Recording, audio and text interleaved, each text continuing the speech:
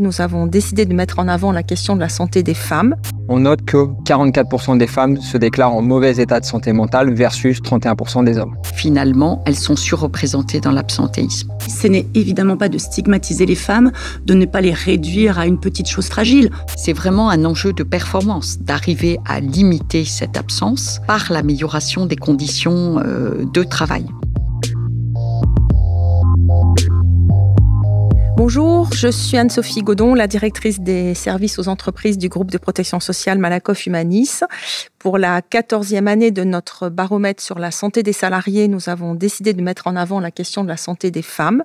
Alors derrière cette thématique se cachent en fait plusieurs sujets, la question de l'accès à l'emploi, l'adaptation des conditions de travail, les problèmes de santé aussi spécifiques des femmes, le temps pris par la famille, la fameuse charge mentale. Dans plusieurs rapports, on note que les femmes sont plus souvent encore à temps partiel, qu'il y a toujours des écarts de rémunération avec les hommes. Tout cela a nécessairement des incidences sur la santé en général et puis sur la santé mentale des femmes en particulier. Alors les entreprises auraient sûrement beaucoup à gagner, à mieux mesurer et prendre en compte tous ces risques. Et si la santé des femmes, c'était la priorité des entreprises? Pour en parler avec moi, j'ai le plaisir d'accueillir Anne-Cécile Violent. Bonjour. Bonjour.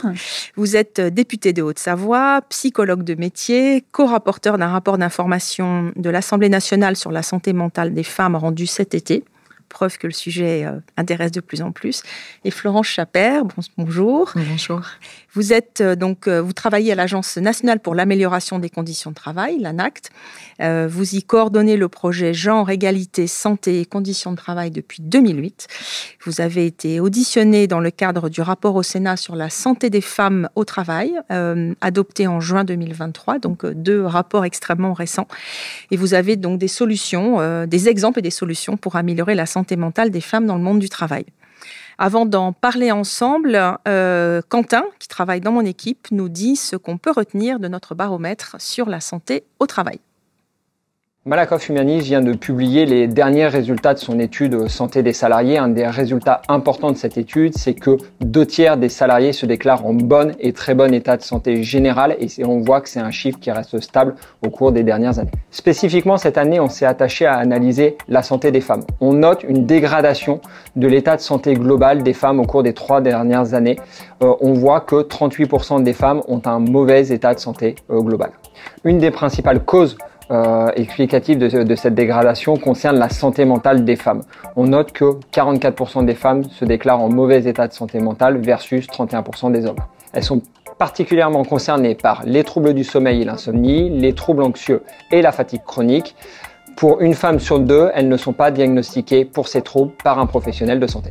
À l'origine de ce mauvais état de santé mentale, on note aussi bien des raisons pro que des raisons perso. Si on regarde les raisons personnelles, elles déclarent s'inquiéter de l'aspect financier, l'avenir des enfants et le contexte mondial. Et sur le côté professionnel, elles évoquent l'intensité et le temps de travail et les rapports sociaux. Face à ces différents constats, les entreprises peuvent agir. Les femmes sont en attente de solutions. 2/3 d'entre elles souhaitent bénéficier d'un soutien psychologique en cas de difficultés pro et personnelles et de solutions pour la gestion du stress. Anne-Cécile Violent, êtes-vous surprise par les résultats de notre étude? En fait, ça correspond à ce qu'on a pu voir dans le rapport, mais on n'avait pas d'éléments chiffrés comme l'étude permet de le donner. Donc effectivement, c'est plutôt des éléments qui viennent conforter les tendances qu'on avait pu remarquer dans le rapport. Et c'est très bien dit par le document de Quentin, c'est qu'il y a tout d'abord une véritable charge mentale qui est bien supérieure à celle des hommes. Et cette charge mentale, elle est non seulement nourrie par les préoccupations du quotidien, la logistique du quotidien, du domicile et toutes les tâches qui y sont afférentes, ainsi que tous les sujets qui sont liés aux enfants et notamment la garde des enfants. Donc ça, on va dire que c'est une préoccupation qui est déjà de base et qui va forcément apporter davantage d'anxiété et parfois provoquer plus rapidement des questions de dépression, voire de burn-out chez la femme au travail.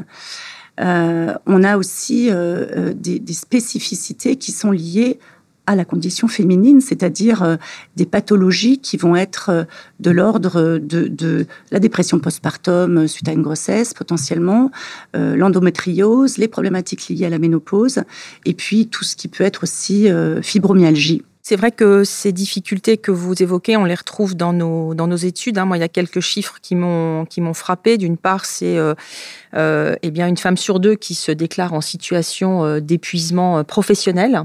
Alors, avec des chiffres qui sont pas très loin d'ailleurs de ceux des hommes. J'ai aussi été frappée par le taux d'absentéisme qui est bien plus élevé chez les femmes que chez les hommes. En 2022, on a 10 points d'écart entre les hommes et les femmes. Les femmes sont 55% à s'être vues prescrire un arrêt maladie.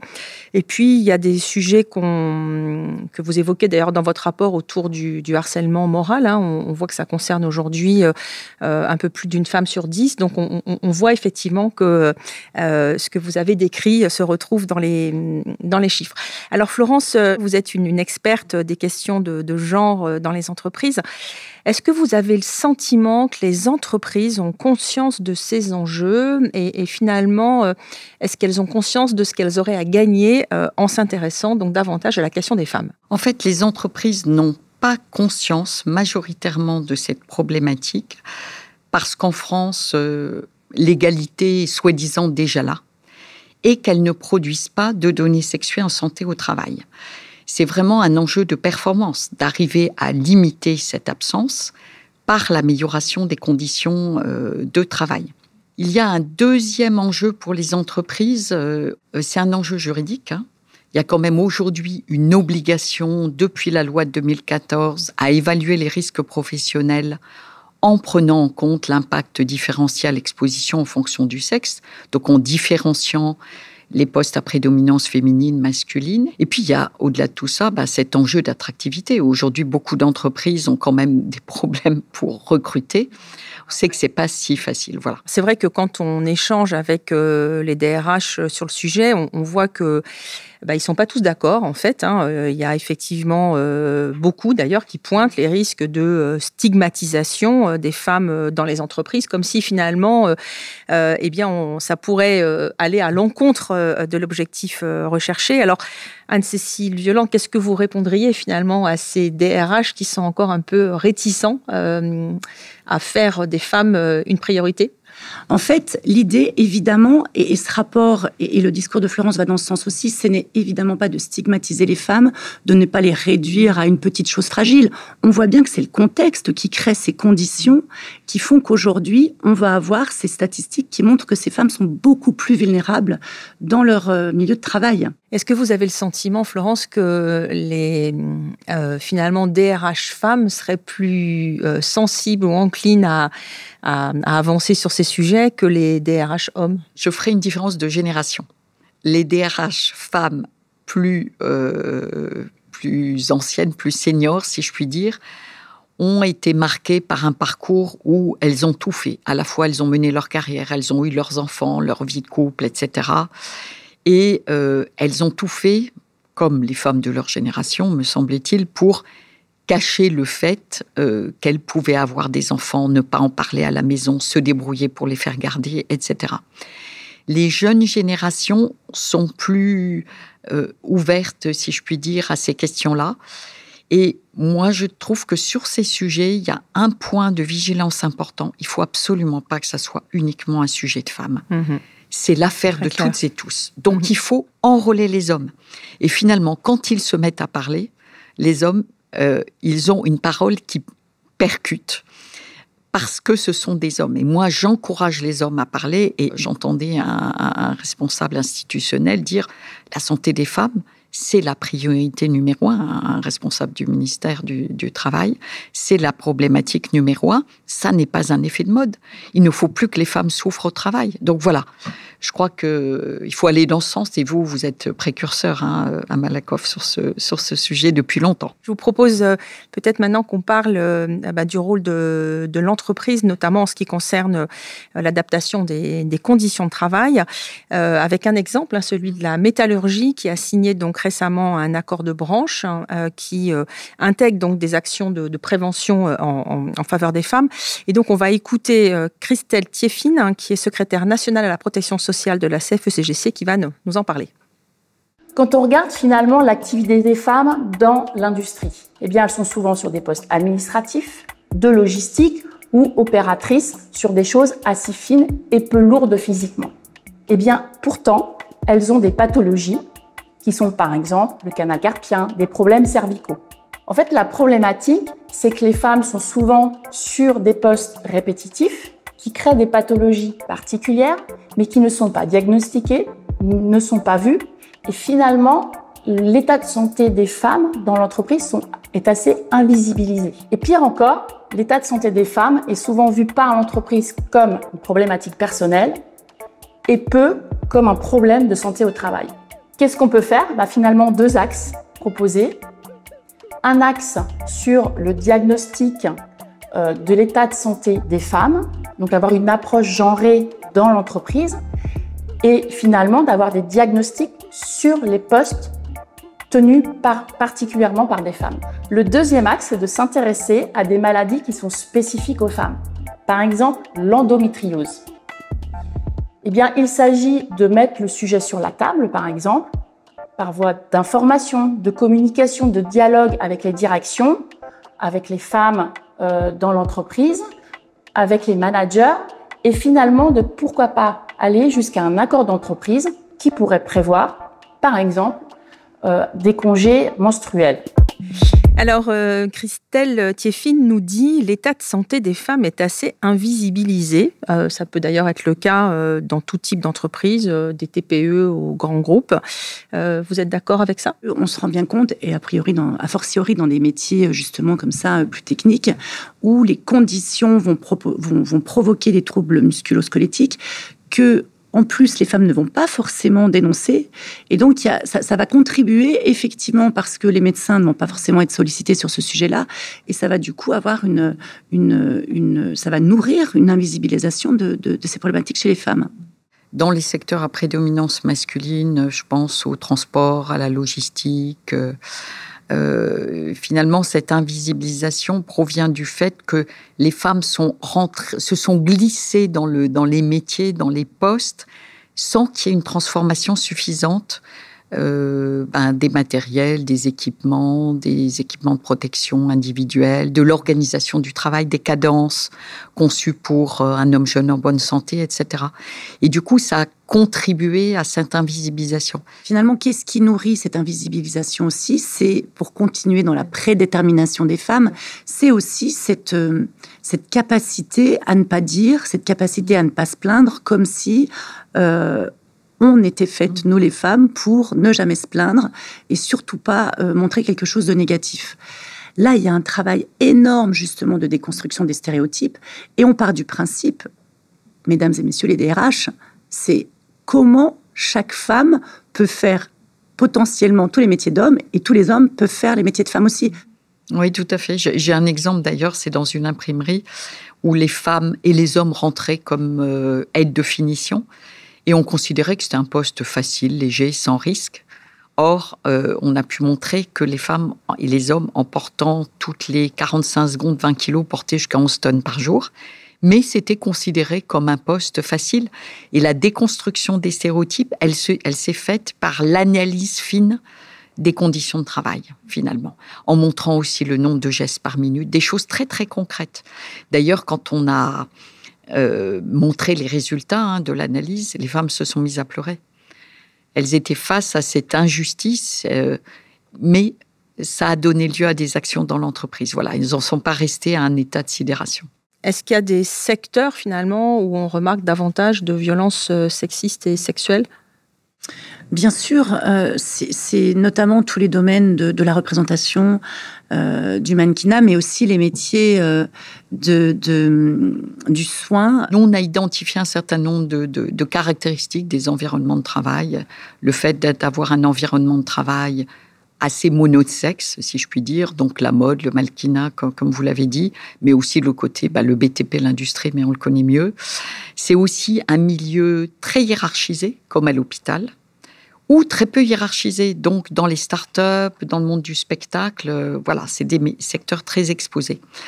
Puis après, il y a les conditions d'emploi, bien sûr, toutes les populations, statut précaire, apprentissage, alternance, premiers arrivants dans l'entreprise. C'est donc des secteurs qui embauchent beaucoup sous ce mode-là.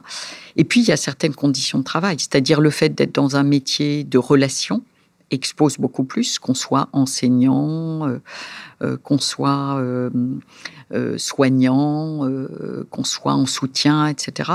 Et puis des conditions de travail, le fait d'avoir un travail isolé, un travail dévalorisé, et puis des éléments temporels. Travailler le soir, la nuit, travailler dans un contexte festif, dans l'événementiel, comme vous l'avez dit, voilà.